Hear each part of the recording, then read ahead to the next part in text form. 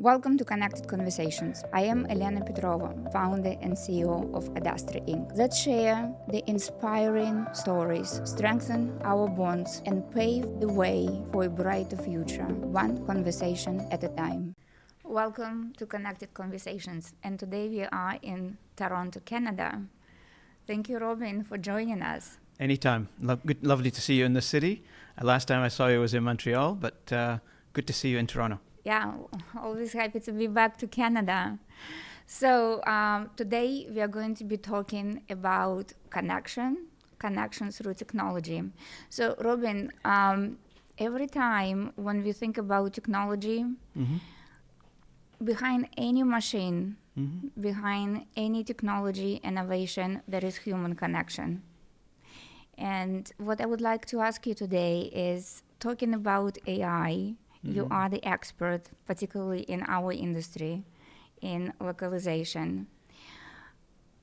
If we, when we are talking about AI, what was your latest experience on AI connecting or disconnecting us 100%. as humans? 100%. Excellent question. And you know what? The industry is still grappling with the idea of supporting AI to do better by training AI and make AI do better results. At the same time, while we're training AI, perhaps we're not doing the professional translator any favor by training AI to do a better job. And who's training AI? Is the professional translator, that's the human.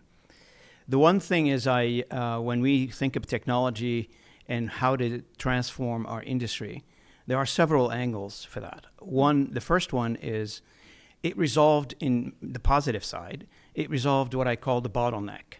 Meaning that the throughput of our translation has maximized now with using technology. If you look at, simple statistics of content that has been translated before that evolution, if you will, and content that is translated after or during the evolution, we're talking about like 6 to 10 times more contents being translated, which is, for humanity's sake, it's better. It's better to be translated than not to be translated.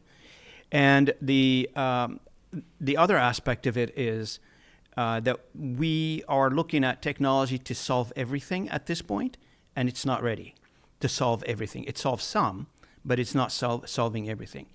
Give you an example, for instance, a human emotion, human passion, human connection, it's not a mathematical formula. We're not going to be able, in my assessment, to take a human emotions and human empathy and human characteristics and encapsulate it and put it into a technology that allows us to replicate the human emotion and multitude of it, not just one, multitude, billions of human emotions, and put it all into one technology. I don't think in the near term that would be something that would be resolved immediately, so that's a negative. And we will, I guess, as technology advances, we'll see where that goes. But at this point, that's not the case at all. I did a podcast, for those who don't know me, the Localization Fireside Chat podcast hosts these kind of conversations all the time, and I'm honored to be with you, Elena, and on your podcast today. Thanks for inviting me. Just recent, I did a podcast about a case that was in British Columbia in Canada. Since you are in Canada, we'll quote one from Canada. And where there was an incident where the lady who doesn't speak English, a Spanish-speaking lady, went through some trauma, problems, etc. She was reported to the police with a baby in her arm, and the police went to solve the issue, thinking that the baby is being kidnapped, etc. So the police could not communicate. So they were using an app on their phone, Google Translate or one of those. And now there is a case out there, and people can Google it, look it up, that individual ended up being not understanding what the police has said to them, and the police ended up terminating the individual, shooting the individual. So that individual has passed now.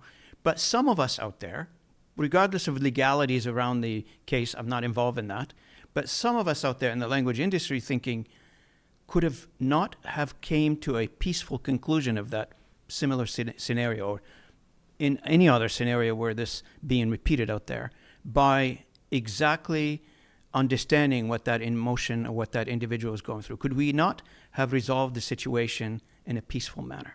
Could we not have saved a life in basically by communicating better and understanding each other. This is where some of the technology come to a point where you're talking about scenarios that are very extreme. But there are some other areas where people probably have issues with technology, but they don't report them. For instance, if you have a low quality on, a user manual or a brochure or a website, people notice these errors. You speak multiple languages, I speak multiple languages, I see these errors every day. But why is it doesn't bother me and much anymore? Why? It's because it's becoming very prevalent. And the second thing is, it doesn't bother me much. It's like you get to a point where it is translated. It's far cry from not being translated. That's how the general thinking is going right now. I saved money, I translated it, so yeah, it's a bit lower quality. But for us linguists who are in the industry, it's crazy. It's freaking us out. Like, what do you mean? You're sacrificing quality for the sake of perhaps speed and, cheaper? Some people are, not putting any guardrail around the industry, around the technology. That's the second. The third thing that's really bothering me in this technology evolution is there many, many, many companies out there are using the technology without any guardrails around it, meaning they're not defining how to use the technology. Where does the human gets involved? They don't have that tight process. Because we're all consumers, because we all go to the Apple store and buy the latest iPhone, the thinking there is that we can go in and download an app and the problem is solved. It's not. It's far from being solved. We don't know how this technology is being used. We don't know who's using it and what purpose. And the other issue around that is that whole security issue, security and confidentiality issue. We don't know what that's looking like at this point. Some companies are installing it correctly, are putting it correctly, are taking the time, putting the thought into it and deploying it in the right manner. Some companies are just rushing to save the cost and deploy the technology and save money on the labor part. And that's I would call it a ticking time bomb, because it's about, any time you are going to do something that is, or translate something that is not going to be viewed properly, and you're going to end up being on the 6 o'clock news. For those who are watching out there, you don't want to be on the 6 o'clock news in a negative way. Hopefully that answers the question. Yes, you did. And I'm seeing something very similar. I also seeing the disconnect in different industries and in different, I speak in terms of buckets, right? Mm-hmm. So I like to put users, end users, clients, and providers. Now we're not providers, now we are called integrators. That's what I learned from our industry conferences. And what I'm seeing is that we are not connected in the goals that we are moving towards, right? And also we have linguists that are also not on the same page. And maybe that is one of the reasons why we are not clear, we are not clear on the way how we want to use this technology. And as a result, we see the case that you just described where we have a death. Yeah, absolutely. And you know what? The entire industry, all of us, the 19,000 companies represented in this industry globally, maybe more now, that's according to CSA research, close to that number. It's, I think, 18,700 and a few other companies, but rounded up to 19, let's say, 1,000 companies. The transformation that we're going through as an industry is huge. So basically, we're going from a labor-intensive industry to a selectively inserting the human, the professional, into the process where it's needed. So the question mark is, where is it needed? And how are we, because human eyes, you know, are expensive, because you have to pay salaries, overhead, etc. So where are we putting the individual in the process? That's the key, clever idea that people are trying to solve. Did I put them way early in the process? That means I wasted some investment, I wasted some money. Or did I put them late in the process, then I sacrificed quality? Is to be able to put the individual in the right step of the process. That's the clever part. Because a lot of times, and you and I have agreed to this, and I've always been promoting this, you cannot remove the human out of the equation. The human needs to be in the equation for a variety of reasons. But you want them to be on the outside of the process, not inside the process, monitoring the process with the ability to step in when the process breaks down. when the translation breaks down, they need to have the ability to go in and fix it. Now, a lot of people are going to be saying, well, look, I mean, I've been a translator for 30 years. I'm near retirement. I don't need all this. I don't need to change. Fine, you don't need to change. That's okay. There's still room for you. Because you have a lot of experience, because you've seen a lot, you may not need to be involved in all this. Some of the translators call it, the technology is probably going to take away your job. That's how they view it. That's fine, but there may be some involvement for those individuals. And let's face it, not many young translators are going in the industry. The number of those individuals are smaller in proportion to the existing demographic that we have in the industry. So we still need this individual. We still need them to fine-tune memories. We still need them to train. We still need them to measure the output, to revise the output of these technologies. Are they the technology like, I don't speak Korean. If I'm writing something in Korean, I need somebody to tell me this is good Korean or it's bad Korean. I don't know how to judge that. The biggest problem we have right now, the users are translating into languages they don't understand. And they find out later that it was bad or it was misunderstood or it caused a bit of a damage for them. This is happening all the time. So this is where the individuals needs to come in as professional translators to measure the output, to satisfy that trust question mark. Do I trust the technology? Is the technology producing what I need to? And I'm not talking about the people that speak, 7 languages that they can judge that. I'm talking about the unilingual users who are supposed to be using this technology with some sort of a trust. And to find out later that you've sent a brochure to Germany and you called somebody the wrong name or you insulted somebody in a text, that's bad. You don't want that. You want to catch it before then. 2 things here. I'm glad that you mentioned the word trust because I think we have issue with trust towards technology and trust towards each other because I can see that linguists are having issues trusting the companies that they collaborate with. And then there is a trust between the language companies and the clients, whoever that clients are.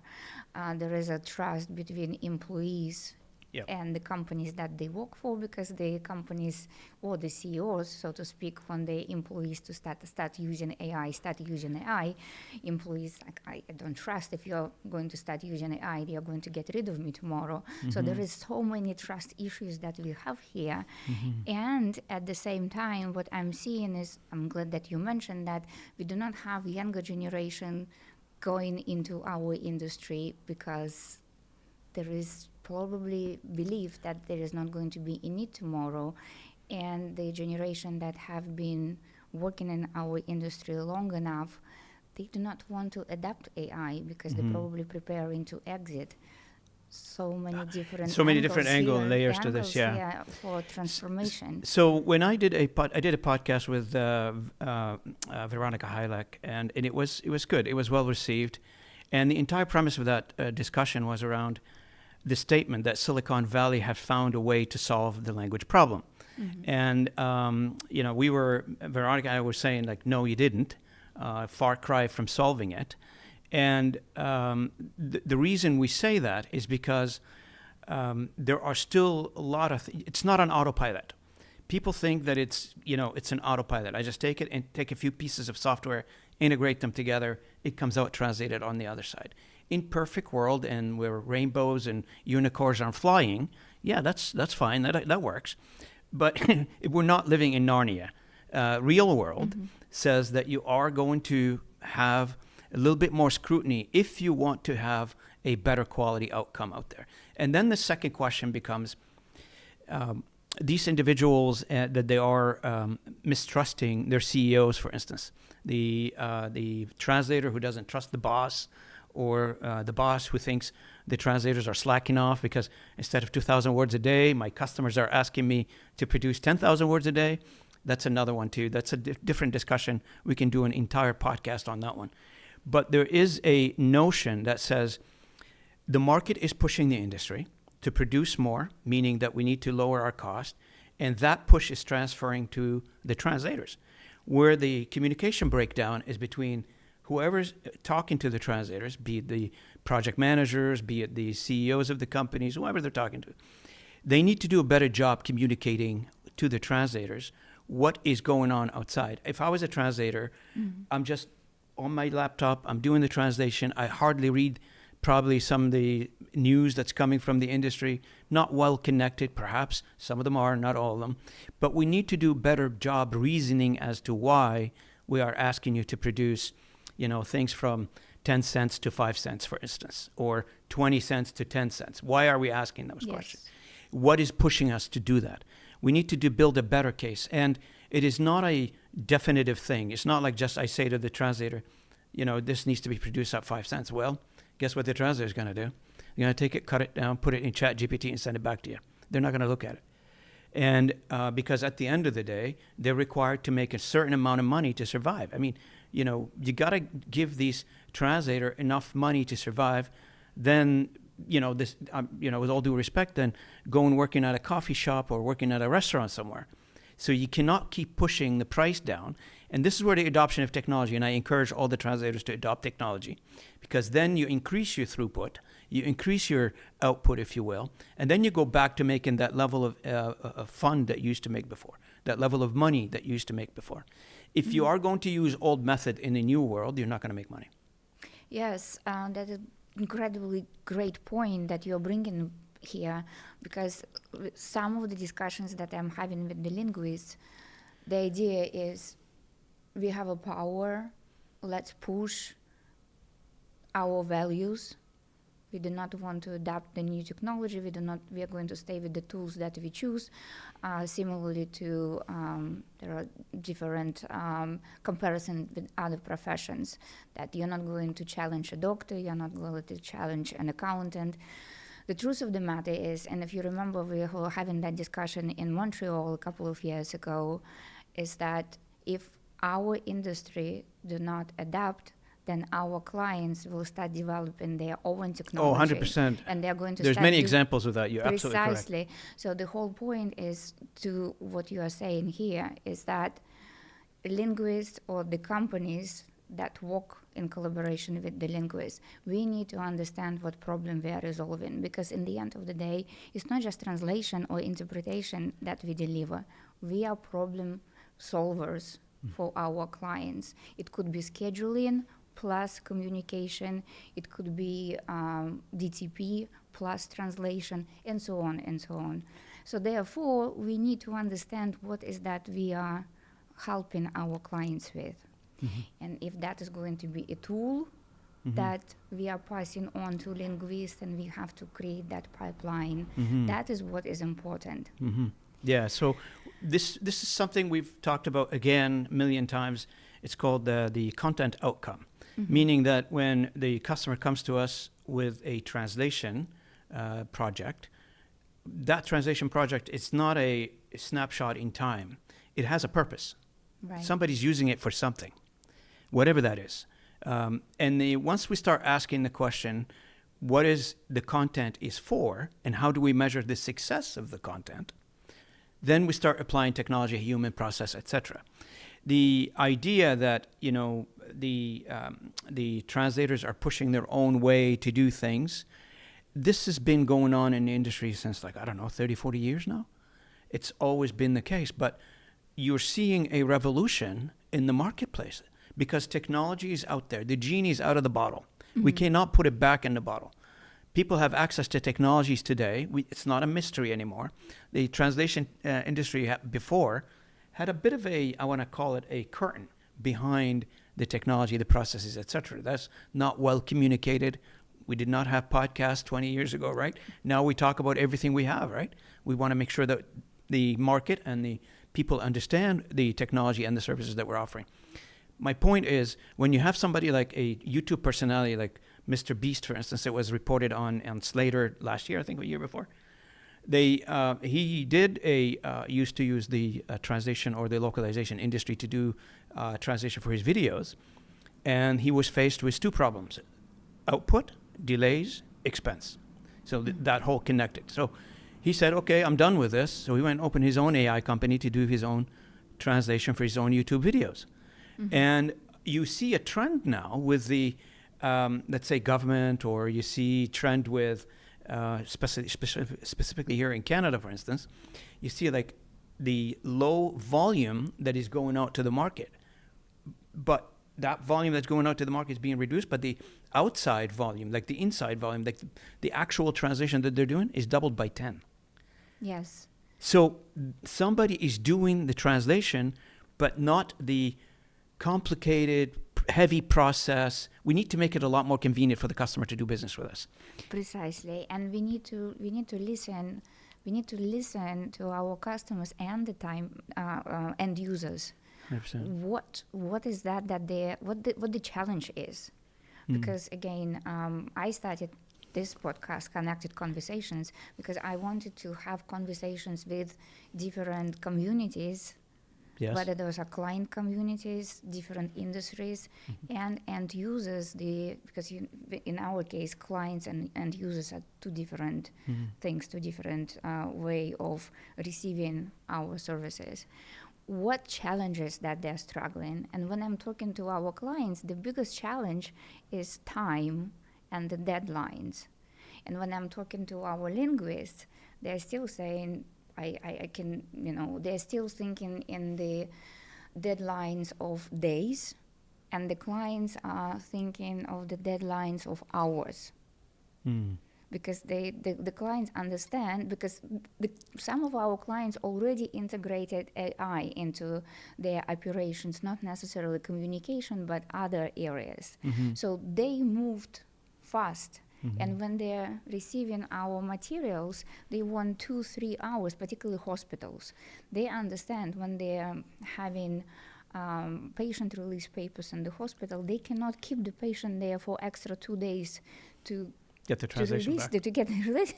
If it's ER, they're like, okay, well, I need 2 or 3 hours so the patient is released. That's right. When we're talking about to our linguists, they think in different measurements. And that's where, in my opinion, where the disconnect is. We need to be on the same page. So we do, and I 100% agree with you, and that goes to the communication, right? So what I notice is, if you take a scan across the entire community that we have in the localization industry, podcast, media, personalities that are out there talking, including myself, which I did several podcasts with actual translators to understand their thinking, interpreters, for instance, to understand their thinking. I think we need to do a lot more reach out to the translators community, and not necessarily to businesses, AI, technology. We need to understand their emotion. We need to understand what they're going through. So, and we need to do a lot more communication with them. They need to understand that the world is changing. There is no going back. I don't know how do I be nice about it. I love what they do. I respect what they do. And we all do respect what they do. Now, there's a lot of respect in our industry to the actual translator. No denying in that. But a business owner who's measuring things on dollar and cents, and they get paid 10 cents and they have to split it 3 different ways to keep some profit. Nobody's running a philanthropy. Nobody's running a charity organization. And the comeback that I hear a lot from the translator, well, go ask the customer for more money. You can't. Okay, you go ask them for more money. We've tried, but now it's your turn. Go ask them for more money. It doesn't work that way. We have to work with the markets. And the translator needs to wake up and either adapt the technology to do a lot more throughput so they can make more money, or some of them, they're going to be faced with the decision. It's called exit. Right, and in U.S., as you know, we are challenged right now with the AI deregulation on the government level, and you know how it works. It starts on the government level, and then there is a chain reaction that goes into the corporate level. So there is no such a thing. Go and ask for more money. You have to stay competitive. 100%. And the game right now is for all the translation company owners or localization company owners. The game right now is not, did I have the right staff on? Of course you should, but it's more leaning toward, do I have the right technology? Do I have the right tech stack in place? Am I automating as much as I should? And am I employing the right technologies that I should employ to do the delivery to the customer? And the other thing that the industry also dislike is that agility, that we call it agility to put a positive spin on it. But the internal team in our industries, they call it too much transformation, too much changes. They hate change. So anytime there is a new software you need to use or a new tool that you need to use, people are apprehensive about it. Because why? Most people, they like to have a static box. That's my operation, and I don't want to change it. Change is not well received in some areas in our industry. It's resistant to change, right? And so you've seen it. You've tried to deploy software before. You've had conversations, and I've seen it a million times. And now what you're being asked to do in the new world is called agile technology, Correct. Meaning I can switch in and out technology based on my customer solutions. So what is the customers asking me to do? I need to have the ability to switch in and out the technology pieces that I have in my process. I cannot go in today and put a specific technology that is static, that is rigid, that I can't move things around with it, and then expect myself to, deliver the service across to everybody. Unless you have a company that is dedicated to a simple segment of the market. Let's say I'm a company that I only want to deliver business or do service with a couple of law firms downtown. I know the owners, I know the lawyers, and I want to do business with these guys. If a factory comes in and say, hey, I want you to do this user manual, sorry, we don't do that. Go to another one. If that's your business operation, if that's your business model, then you should be fine. But if you're trying to offer a business, you're trying to offer this service in a horizontal way that goes across multiple industries, that goes across multiple customers, you need to have agile technology in place. And there are many pieces out there that allows you to do that today, but you have to be clever on how you deploy them. You're absolutely right on that. And in addition to this, I just got back from Monterey. I was in Lockwood. There are a lot of things that I learned there. One of the highlights of the conference was "We believe in humans." I think that was the tagline from Translated. The guys from Italy. I love the company, by the way, and I love everything that they do. In addition to that, pretty much every single workshop where I went to, and I try to cover as many, of course not all of them, right? So the idea was that we passed the buzz of AI, so we are all settling down. AI is just a tool, another tool that we have.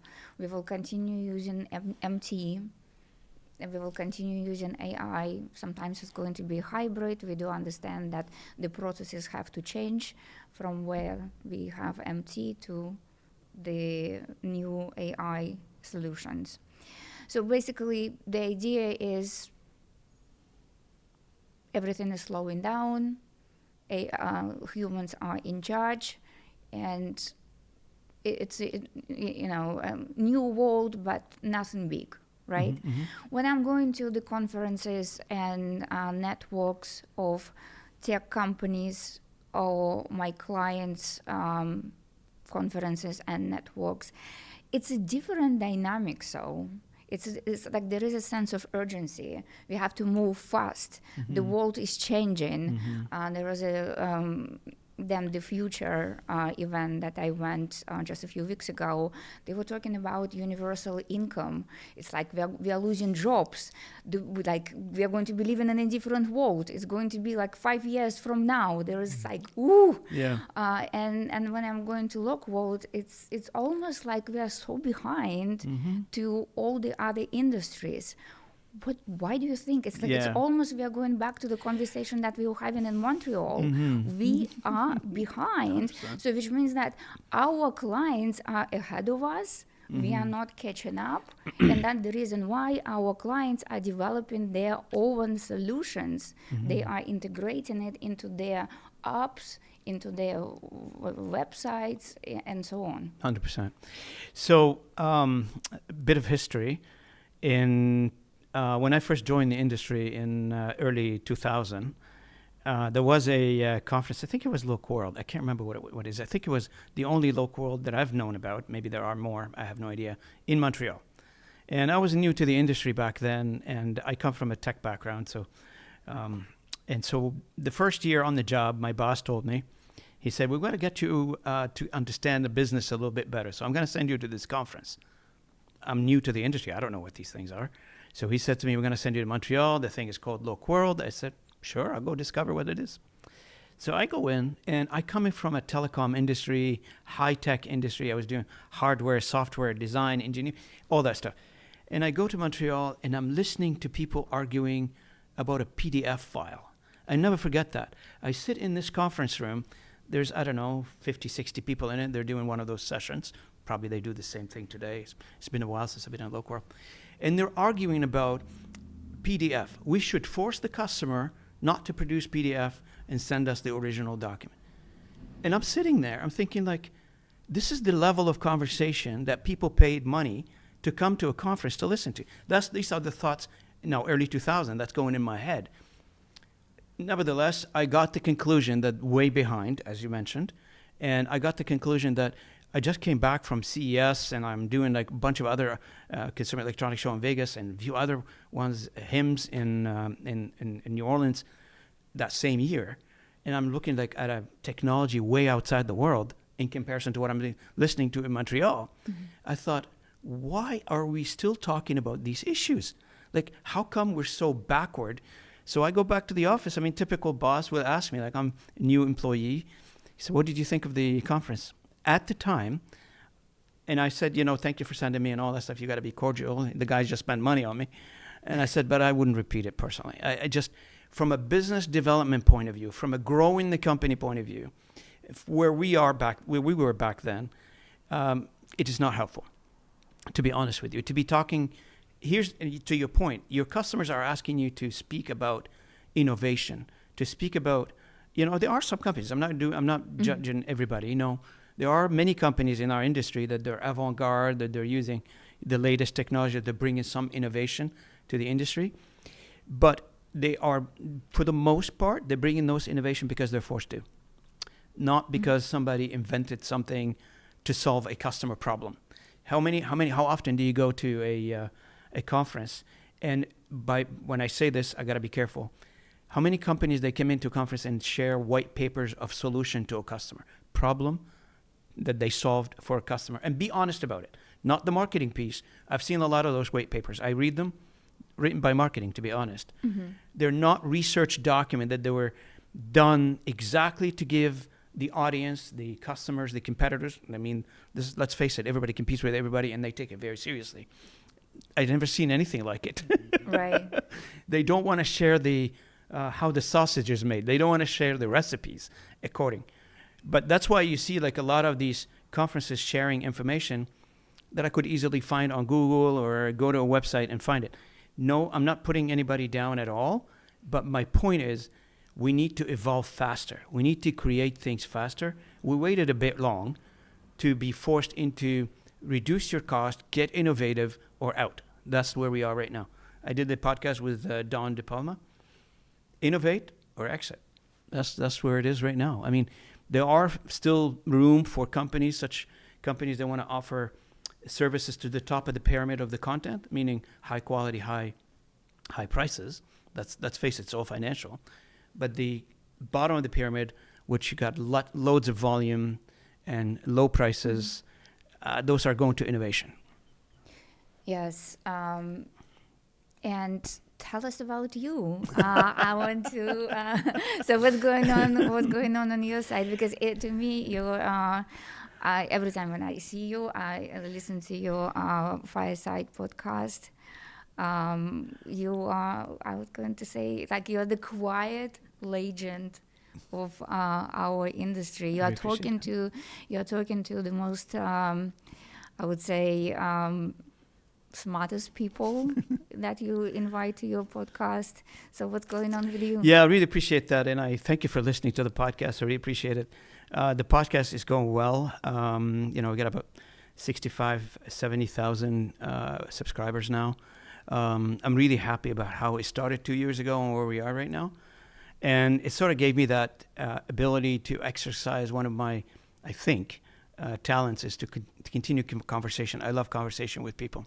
So it allows me to have a conversation with people, which it dual purpose, Now, as everybody knows, I mean, I worked with Linebridge for many years. And in September, we came to a fork in the road, and I'm no longer with Linebridge. So recently, a few weeks ago, I started a new company, the company called N49 Networks. N49 Networks is and I'm not talking about telecom networks, networking people. So this is a company that I hopefully get a chance to grow and just 2 weeks old, and grow and continue prospering. It is about connecting people with the right people that they would like to connect with, supporting entrepreneurs in their journey, coaching CEOs, coaching business people, entrepreneurs, and also doing a lot of fractional work where it's needed.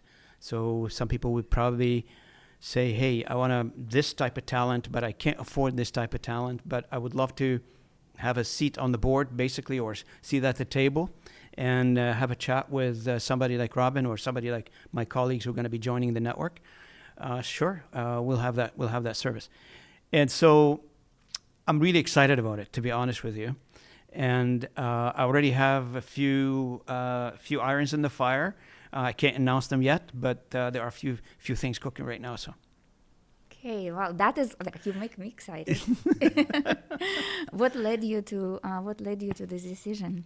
So when I we parted ways with my old employer.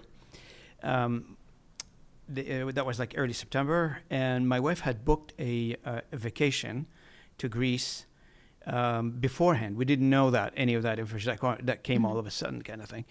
And so September 15th, we departed on our vacation, and for the first couple of days, I was thinking like a brand new world for me. I've been working all my life. Now what do I do?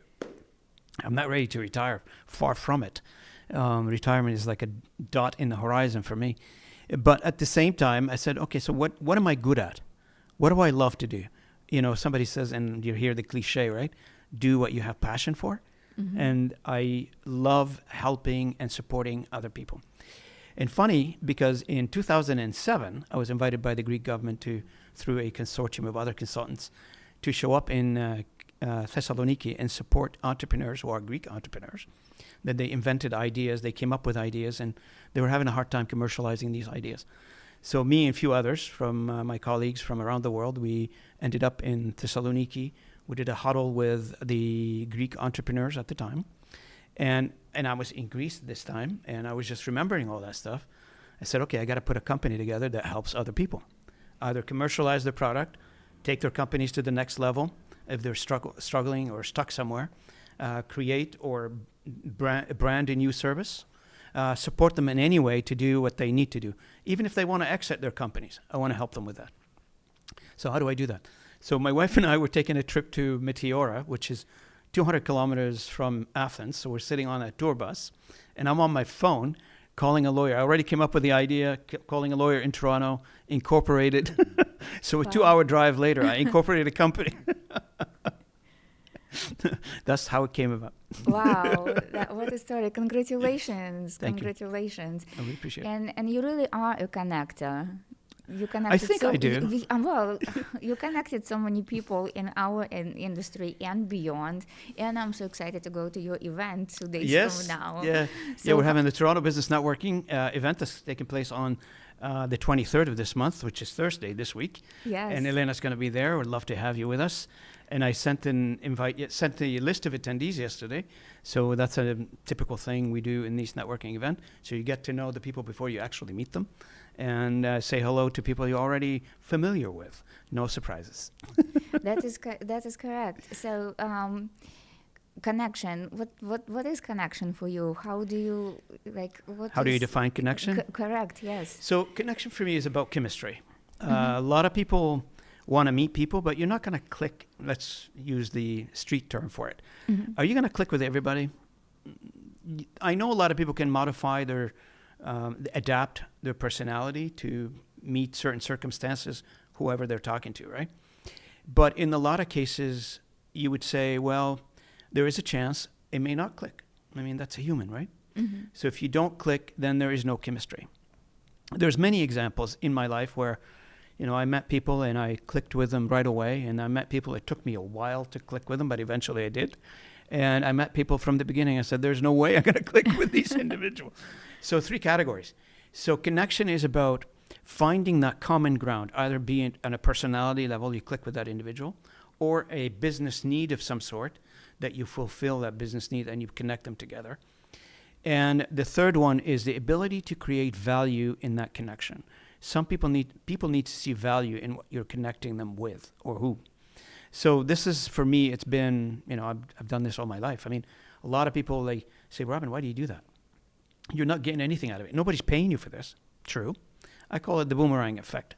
You can coin that later, but it's the boomerang effect, meaning that you throw it out there and it comes back to you eventually in some way. Not everything in the world needs to be paid for. Now, I guess people want to be paid at some point for their service, and I'm not saying go offer things for free. That's not what I'm saying about. But you can connect people. You can, say, hey, Elena, you probably need to talk to this individual. And I think I've done that with you a couple of times. You got to talk to this individual, connect with them, say hello to them. And you leave it there. I mean, let the conversation takes whatever the conversation takes you.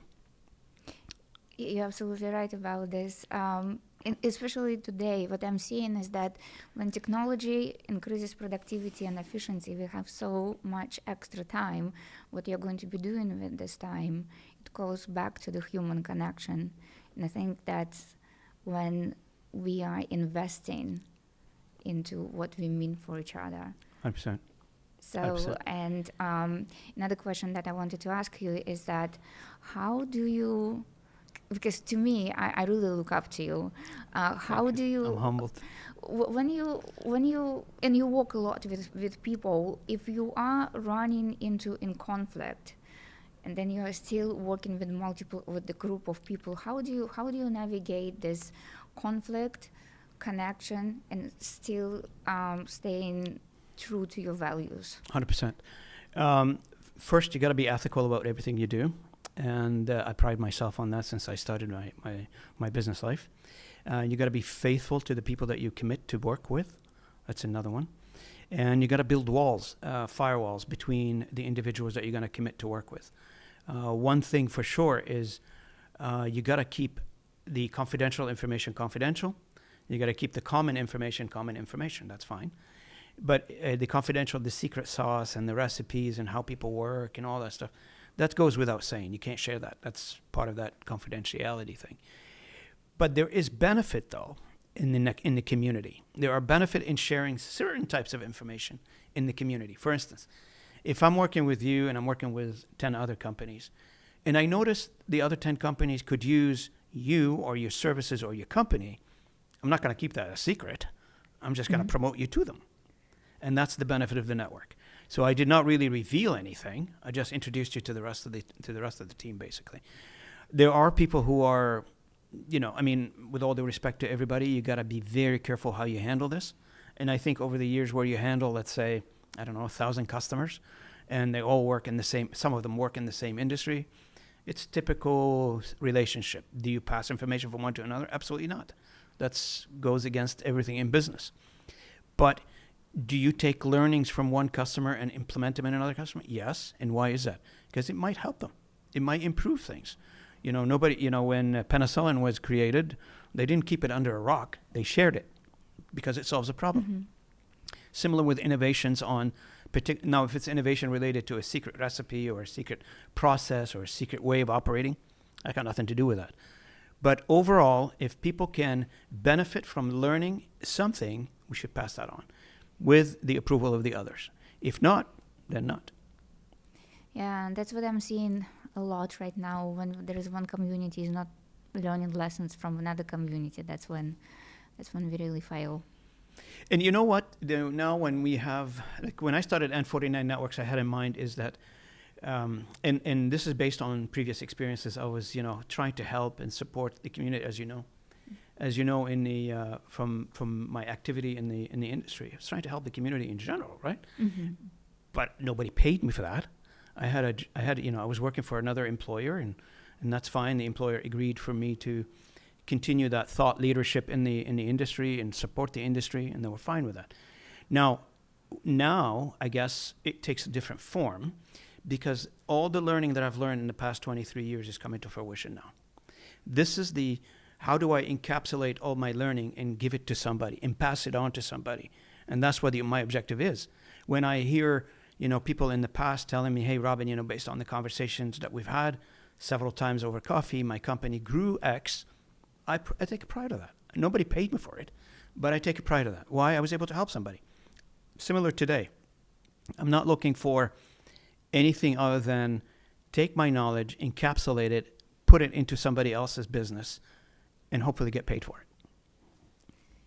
That's to be honest with you, I think that's what success is, right? When you're doing something from your heart. I'm really passionate about it. I'm absolutely passionate about it.